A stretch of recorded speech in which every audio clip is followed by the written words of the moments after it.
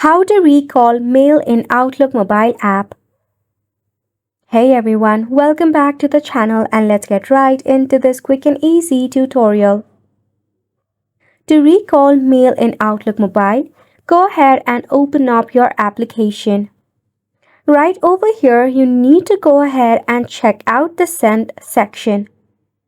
In order to do so, what you basically have to do is you need to tap on your user icon, which is at the left hand corner.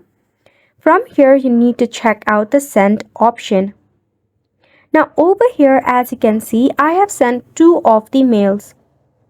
So let's find out if we have the feature to recall mail or not. Tap on either of the mail that you have sent. From here, if you click on the 3-dot icon next to it, you will see that there is no such option as undo or recall. Now, at the top, you will find another 3-dot icon. Now, if you click on it, you will see that neither the option of recall or undo is present. This is because as of today, Outlook does not have the feature to recall the mail. However, it does have a feature to resend a mail.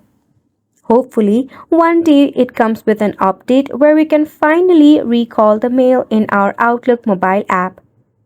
This sums up the tutorial as well. Thank you so much for tuning in.